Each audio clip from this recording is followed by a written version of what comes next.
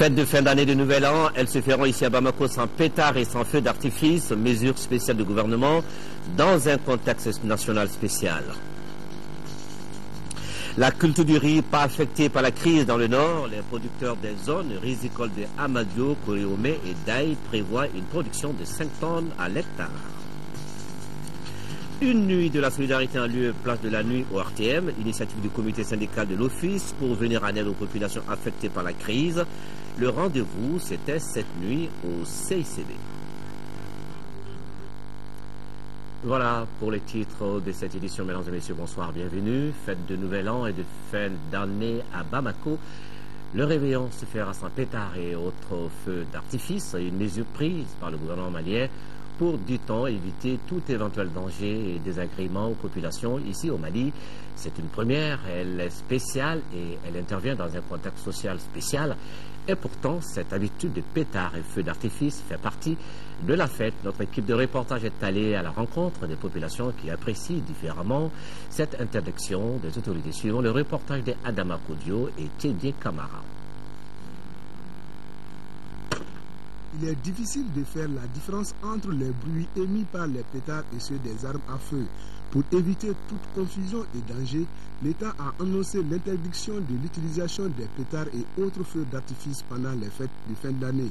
Objectif, préserver la quiétude sociale pour que les fêtes se passent dans l'allégresse. Les motivations de cette prise de décision découlent des conséquences que ces pétards font sur la population.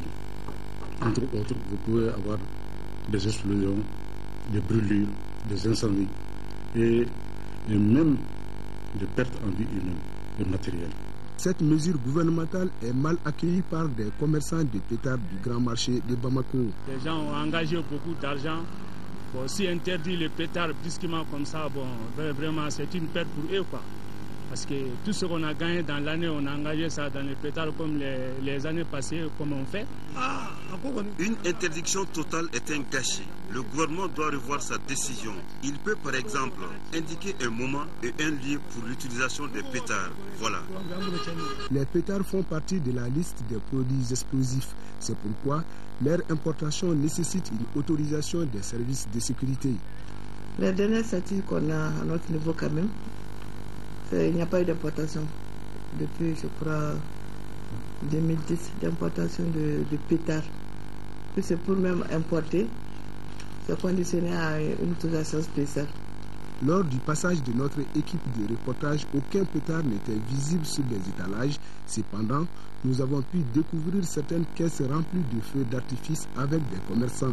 L'interdiction est appréciée différemment par la population de la capitale. On ne peut pas fêter sans les pétards quand même. Pour qu'on fête bien, là, il faut avoir des pétards quand même. L'idéal, c'est quand même de laisser aux jeunes le soin de fêter comme ils veulent, en leur manière. Si l'État pense effectivement que pour des raisons de sécurité, qu'il vaut mieux interdire les pétards, pourquoi pas, compte tenu de la situation exceptionnelle que vit le pays aujourd'hui. En tout cas, moi, mon enfant ne fera pas de pétards. Pour moi, c'est les parents qui fuient leurs responsabilités en donnant l'argent aux enfants pour payer les pétards. Pour les leaders de la religion chrétienne, l'utilisation faite des pétards par nombre de personnes, notamment les enfants, lors des fêtes de fin d'année n'a rien de commun avec l'esprit de la confession. C'est un phénomène qui est arrivé tout dernièrement dans notre pays. Je ne sais pas comment, mais pour moi, ça n'a aucun lien avec la fête. Les jeunes peuvent être à hauteur de responsabilité dans la réflexion pour se dire que vais-je gagner lorsque je jette le pétard et qu'est-ce que ça m'apporterait, n'est-ce pas? Mais quel dommage cela créerait chez l'autre lorsque je le jetterai. Je crois que si les jeunes s'engagent dans cette dynamique de réflexion, alors on peut aller dans un autre sens. À la Direction générale de la protection civile, l'on compte beaucoup sur le civisme et l'esprit patriotique des uns et des autres pour le respect de la mesure. En outre, les forces de sécurité veilleront pour la stricte application de la décision. En tout cas, pour utiliser les pétards, il faut bien les avoir sur le marché. Sûrement qu'on n'en trouvera pas sur le marché spécial de la rue Marchande de la commune 3. C'est une initiative qui s'inscrit également dans la mouvance de la fête qui a ouvert donc hier ses portes. L'espace qui offre des opportunités de meilleure vente et achat reste ouvert au public jusqu'au 2 janvier prochain. Tchémo Kokonaté est allé voir. la rue marchande de la commune 3 du district de Bamako. C'est un véritable espace promotionnel de vente qui a ouvert ses portes ce vendredi soir. Situé au nord de la mairie, cet espace prestigieux abrite une centaine de stands. On y trouve divers articles. Il s'agit notamment des vêtements, des chaussures, des bijoux, des jouets et des produits artisanaux. La rue marchande se veut un espace de rencontre et d'échange entre opérateurs économiques d'une part et entre ces derniers et le grand public d'autre part. Ce rendez-vous annuel d'affaires qui s'est pérennisé permettra aussi, en cette période festive, d'animer la commune 3 et partant tout le district, car des artistes de renom y animeront les soirées. Cette rue marchande, qui a sa 6e édition, est placée sous le signe de la solidarité avec les compatriotes du Nord. Au regard du contexte dans lequel cette foire se tient, on ne peut que féliciter les organisateurs, le comité syndical de la mairie de la commune 3. Le contexte économique étant extrêmement difficile pour les Maliens aujourd'hui. L'expo se poursuit jusqu'au 2 janvier prochain. La 3e conférence statutaire du MIRIA, le mouvement pour l'indépendance, la renaissance et l'intégration africaine, vient de s'achever ici à Bamako. L'on retiendra que la rencontre exige un audit national et international de tous les projets et des fonds versés à l'État et aux ONG destinés au développement des régions nord du Mali. Elle a aussi examiné la situation sociopolitique de notre pays et fait le bilan des activités des 2 années passées. Adam Adjimde. Cette 3e conférence statutaire du MIRIA, Mouvement pour l'indépendance, la renaissance et l'intégration africaine, a regroupé les membres de la commission d'arbitrage et de conciliation, ceux du comité exécutif national et les militants à la base. Les délégués, après avoir examiné la situation politique du pays, ont salué l'accord conclu entre le Mali et la communauté internationale dans la recherche de la paix et la reconquête de l'intégrité territoriale. La rencontre a aussi envisagé un certain nombre de mesures en vue de renforcer et de redynamiser les structures à la base.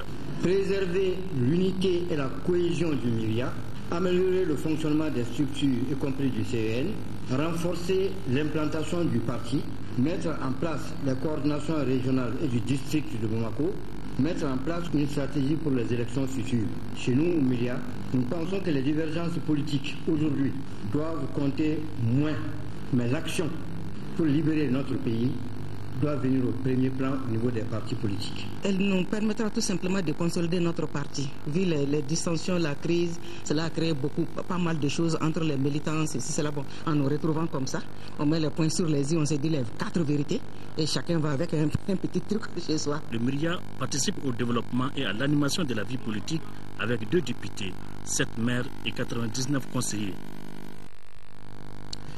La situation de crise dans le Nord semble n'avoir pas affecté du tout la culture du riz, en tout cas dans les zones rizicoles Amadio Koriomé et Daï, dans la région de Tombouctou. Là-bas, les agriculteurs promettent une production de 5 tonnes à l'hectare cette année. Cette information nous arrive d'une mission de la Croix-Rouge malienne et du Fonds de solidarité nationale et qui vient de s'imprégner des réalités sur le terrain. Correspondance de Moustapha Doumbia. L'objectif de cette mission est de voir de près les résultats du projet d'appui aux coopératives de producteurs de riz des plaines de Amadia, Koriomé et Dayo dans la région de Tombouctou. Le dit projet a été lancé en août dernier pour une durée de 4 mois avec comme objectif l'autosuffisance alimentaire. On a fait cette visite de terrain pour nous acquérir quand même de très bons résultats qu'on a eu. Le fait que c'est depuis des décennies, ils n'ont jamais fait pareil, ça donne l'impression qu'on est dans les zones du sud. Le projet est intervenu à travers la mise à disposition des paysans du riz pour la période de soudure, des semences de riz, du gasoil, de l'engrais et des lubrifiants. Grâce à cette aide, les gens sont restés sur place. Vraiment, si ces plans-là n'étaient pas exploités cette année, c'est que la population de Tombouctou sera vraiment à l'extérieur. Ce que nous leur demandons actuellement, c'est de continuer à nous assister. La superficie mise en valeur par le projet dans les plaines de Amadia, Koriomé et Dayo est de 1000 hectares pour une production totale attendue de 5000 tonnes de riz paddy. Notons que le projet d'appui aux coopératives de producteurs des 3 plaines est financé par l'ambassade du Royaume des Pays-Bas et mis en œuvre par la Croix-Rouge malienne et les fonds de solidarité nationale. Nous restons à Mopti avec l'ONG YAG2, Association pour la promotion de la femme à Bandiagara, et qui vient de procéder au lancement du projet intégré de sécurité alimentaire financé par le Fonds commun de développement et ses partenaires pour une enveloppe de 150 millions de francs CFA. Ce projet concerne 10 villages des communes rurales de Ségué, Iré et Pignari-Bana. Il s'agit là de favoriser le développement des initiatives de base pour l'atteinte de la sécurité alimentaire dans le cercle de Bandiagara. Nous retrouvons la correspondance de Mahamar Ibrahim Touré. Le projet intégré de sécurité alimentaire dans les communes rurales de Ségué, Iré et Pignari-Bana dans le cercle de Bandiagara, qui vient d'être lancé, permettra de développer les initiatives à la base à travers la diversification des sources de revenus et renforcer les capacités des acteurs locaux à travers la réalisation des infrastructures et la formation pour l'atteinte de la sécurité alimentaire. Le cercle de Bandiagara est réputé par son maraîchage, notamment la production d'échalotes. C'est dans ce contexte général et au vu d'autres conditions très particulières propres aux deux communes ciblées que le présent projet est proposé. Il y a tout. Ce n'est pas pour nous donner de l'argent pour acheter ni des céréales et nous donner les céréales dès après, plutôt nous aménager des périmètres qui nous permettra de fouler nos greniers pour enfin se passer de l'insécurité alimentaire. Ce projet qui interviendra dans 10 villages s'articule autour de 4 volets essentiels, dont le maraîchage, l'épargne et crédit groupement des femmes. Le projet intégré de sécurité alimentaire est financé à hauteur de 150 millions de francs CFA par le Fonds commun de développement et ses partenaires, l'ambassade du Canada, et mis en œuvre par l'ONG YAG2. L'actualité régionale encore, direction Ségou, l'ONG Enda Markala et la commune rurale de Sébila se mobilisent contre le travail des enfants. C'est dans ce cadre qu'un espace d'interpellation a été initié hier samedi à Sébila. Cet espace a été une occasion de discuter des défis majeurs qui s'opposent à la mise en œuvre efficiente des droits de l'enfant dans la commune. Candice là. Sébila, une zone libre de tout travail d'enfants et autres abus à l'encontre de cette couche vulnérable, c'est le sens profond de cette journée initiée par les autorités de cette commune rurale de Ségou et l'ONG Enda Markala. Il s'agit à travers l'espace de créer un cadre approprié pour discuter des questions relatives à l'éducation et à la protection des enfants ruraux en situation difficile. Action de plaidoyer en direction des autorités et de l'ensemble des acteurs dont les parents d'enfants doit permettre de mieux comprendre et partager les entraves à l'éducation et à la protection des enfants dans la zone, de confronter les points de vue et d'interpeller les acteurs en vue de la mise en œuvre d'actions concrètes facilitant la protection des enfants et leur accès à une éducation de qualité à travers les recommandations ou dispositions à adopter pour ce faire. Cet espace qui a sa deuxième édition à Sébila aura permis de susciter l'adhésion des autorités communales à cette initiative. Ma commune a décidé de procéder au développement de 177 enfants talibés natifs de la commune imposés à la TDREC, Taxe de développement rural et local. Répondant ainsi à un besoin majeur de projet d'éducation et de protection des enfants ruraux en situation difficile. 27 enfants ont été pris en charge gratuitement au niveau du centre de santé et 23 actes de naissance confectionnés pour les enfants talibés à Grand Chéri, le maire de Sébila. Messages de sensibilisation, interpellation, sketch et autres communications sur la situation des enfants dans la commune où la politique nationale de l'éducation au Mali auront permis de convaincre le public du bien fondé de cette initiative.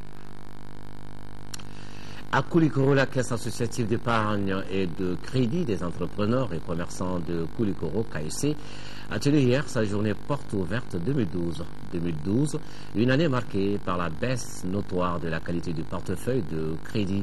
Les responsables de la KSC de Koulikoro ont profité de cette journée pour exposer les acquis, mais également présenter les services et projets de l'institution de microfinance Koulikoro, Seydou Traoré.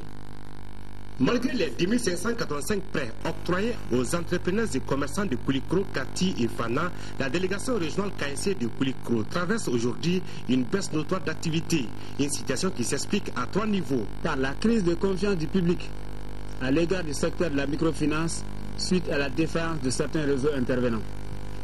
La faiblesse du potentiel économique de la région de Koulikoro, aggravée par la fermeture de certaines unités industrielles de la région. La crise politico-sécuritaire. Au cours des prochains exercices, la KSE poursuivra ses objectifs de pérennisation et de renforcement de ses capacités opérationnelles à l'échelle de la région de Koulikoro.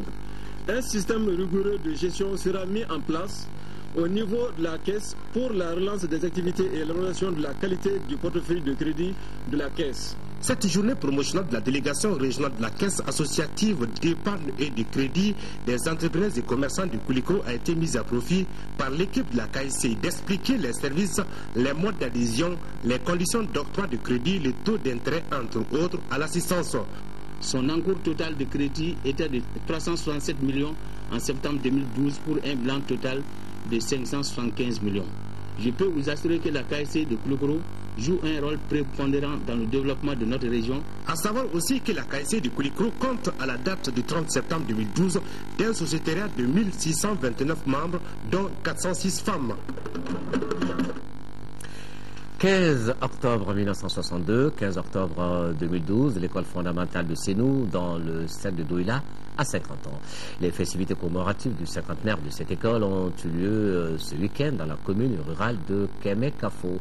L'événement célébré dans l'allégresse a réuni la population des 32 villages de la commune autour des autorités scolaires du centre d'administration pédagogique CAP, du cercle de Douila. Nos envoyés spéciaux, Fademba Keita et Abdrahman Keita.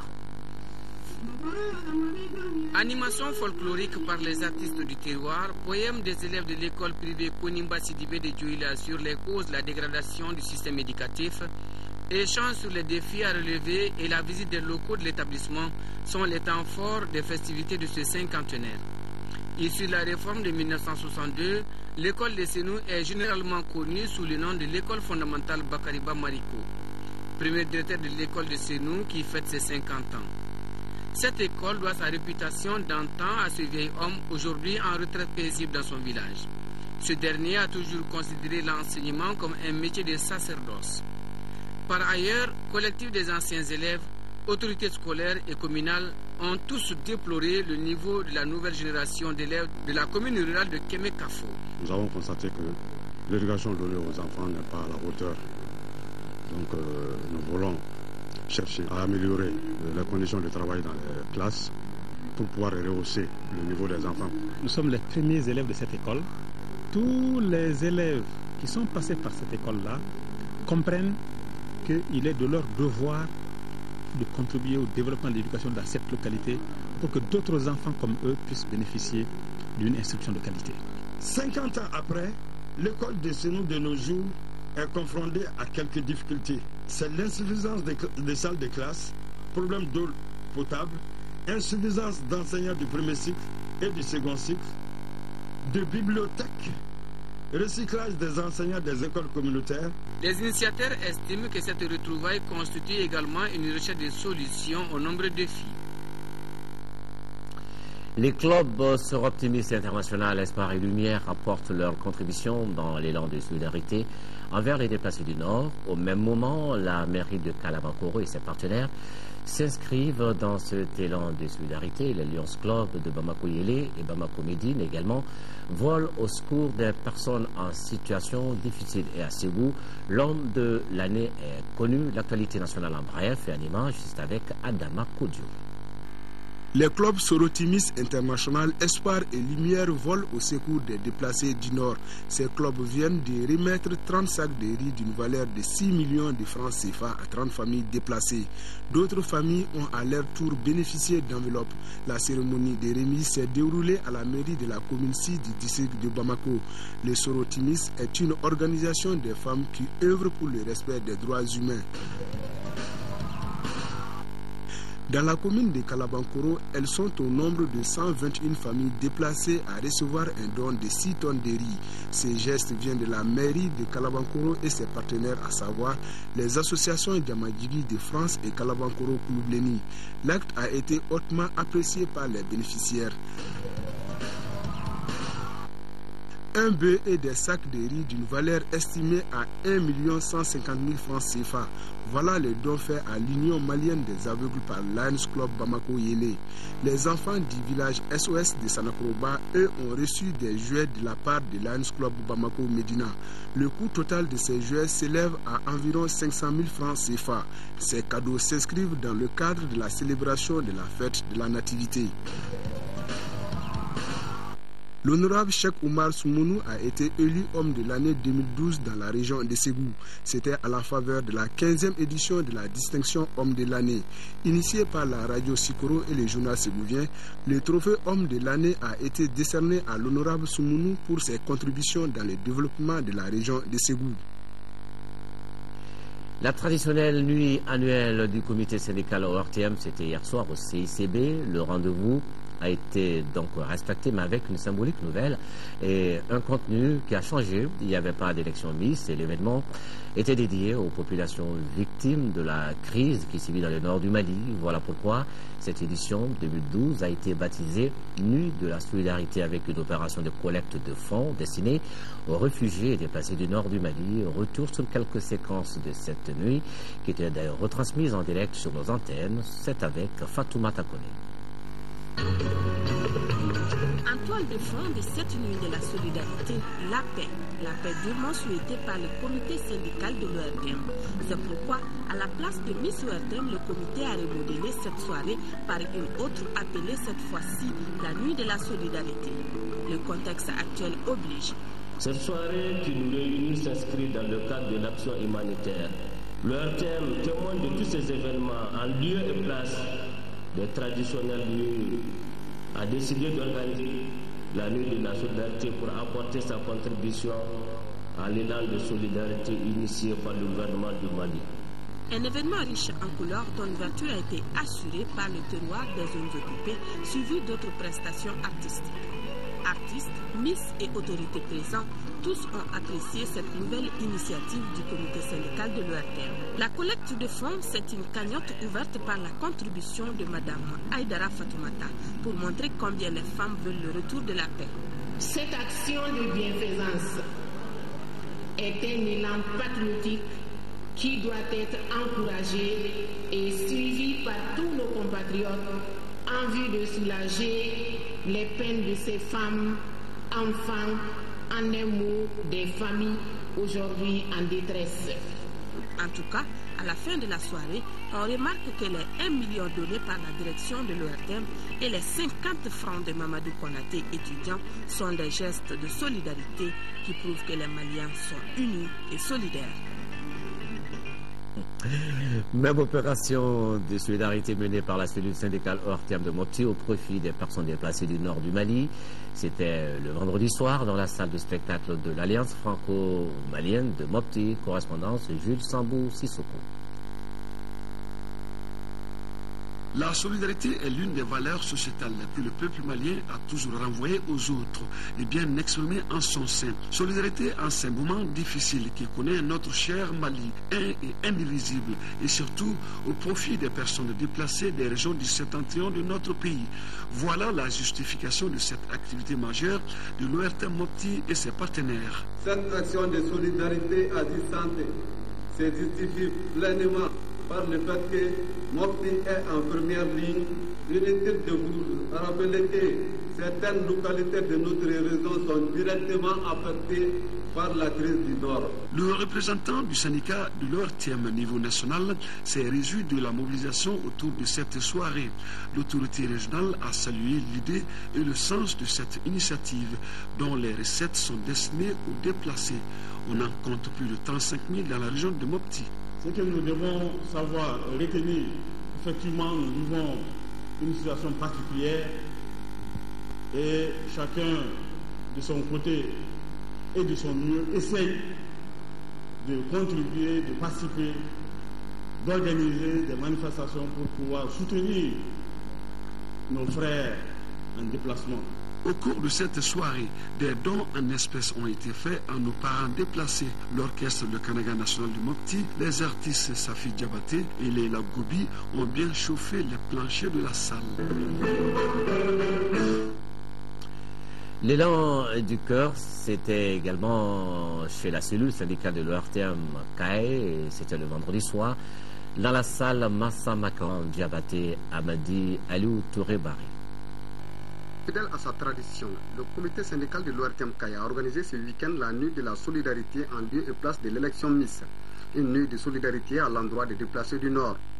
En effet, les recettes de cette soirée leur seront remises. Le spectacle de cette nuit symbolise notre engagement à contribuer au soulagement de ceux du Nord occupés injustement.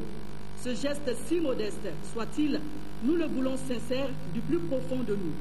Je ne fais que saluer le comité syndical de l'ORTM qui a eu l'initiative d'organiser cette nuit de solidarité.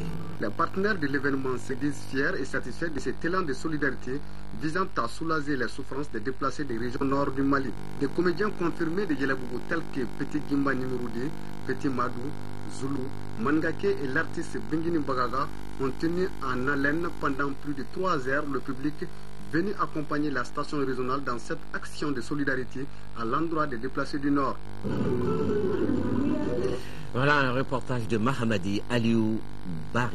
Vulnérabilité, c'est l'intitulé d'une pièce de danse présentée hier par le centre Donkoseko. La pièce sanctionne la formation d'une vingtaine de jeunes artistes dans le cadre d'un programme dénommé « Je pense, donc je suis ». La directrice du centre, Kathleen Noël, nous donne ici plus de détails. Elle est au micro de Tchemoko Konaté. Un programme qu'on appelle Je danse donc je suis, qui est un programme initié par Africalia, une structure belge, Donkoseko et moi-même, et une structure du Burkina Faso qu'on appelle le CDC La Termitière.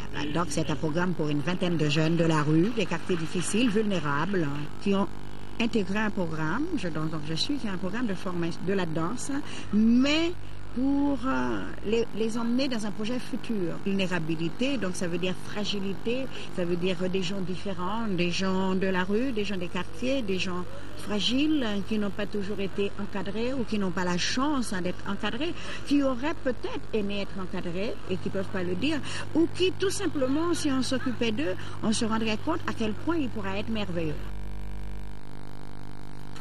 Sport, championnat Ligue 1 pour les comptes de la 5e journée de Djoliba a battu Attack Club de Kidal 2-0. La rencontre GASB n'a pas connu de vainqueur, 0 partout. Le résumé de ces deux rencontres avec Diarra Konaté. Après 4 journées, le club de Kidal est à 0 points avec un but marqué, 15 encaissés. Pour cette rencontre Attack Djoliba AC, les données sont claires pour les Kidalois. On peut compter sur la terre, vu les progrès qu'on fait dès les premiers matchs jusqu'à ce moment. Ce n'est pas des matchs qu'on devrait perdre. On a eu suffisamment des actions, mais l'application n'y est pas. C'est ça seulement qui nous manquait. Les Verts de Kidal tentent de tenir tête au rouge des Ramapono. Mais à la 13e minute, ils frappent au abord de la surface de réparation, surprend la défense 1-0. Attar, fort stratégiquement, trouve un penalty, mais face au portier de Lubis, il frappe sur la barre transversale. Score à la mi-temps 1-0. Au retour des vestiaires, les Verts de Kidal commettent une faute dans les 18 mètres. Idrissa Traoré transforme le penalty pour le deuxième but des Rouges de Bamako. 2-0 sera le score final. Pour la seconde rencontre, Jeanne d'Arc et l'association sportive de Bamako se quittent sur le score nul et vierge. Ce score de 0-0 ne reflète pas le niveau de jeu produit par les deux équipes. C'est surtout la maladresse et le manque de concentration qui ont dominé du début à la fin. Et le choc au sommet de la 5e journée a finalement tourné en faveur du stade malien de Bamako, victorieux 1-0 du club olympique de Bamako. C'était cet après-midi au stade du 26 mars à Yirimadio. Le résumé avec Siragatou Sissé. Battu la semaine écoulée 2-1 par le Djoliba AC dans le match vedette de la journée, le SOB se mesure de nouveau à une grosse cylindrée de la Ligue 1, le stade malien de Bamako. Ça va très vite dans cette rencontre. Dès la 5e minute, Lamine Diawara, à la réception d'un corner de Cheikh Mohamed Chérif Doumbia, ouvre le score dans une défense hésitante du COB. Les Olympiens absents ont failli encaisser un deuxième but. Le tir d'Ousmane Cissé est contré par un défenseur. En seconde période, on assiste au même scénario que la première. Les Blancs dominent et gâchent les offrandes. Le choc au sommet de cette 5e journée n'a pas tenu ses promesses. Score final, 1-0. Le stade malien de Bamako a triomphé non seulement du COB, une de ses bêtes noires, mais aussi rejoint en tête du classement de la Ligue 1 le duo 11 créateurs de Nyarela, Djouliba a ses 12 points chacun. La seconde rencontre devant opposer l'AS Real et l'USFAS a été reportée à une date ultérieure. Et puis, dans nos programmes ce soir, question d'actualité, les préalables pour les élections prochaines. C'est justement le sujet de notre émission, question d'actualité de ce soir. Abbas Famougouri Traoré, Niaza Koulibaly et leurs invités des partis politiques vous en diront davantage après ce journal, question d'actualité, à suivre donc après l'émission Ensemble pour un Mali indivisible. Point final à cette édition. Merci de l'avoir suivi. Les prochains rendez-vous demain, 10h-13h, Mohamed Touré, 18h-20h, Aoui Touré. Merci, bonne nuit, bon début de semaine.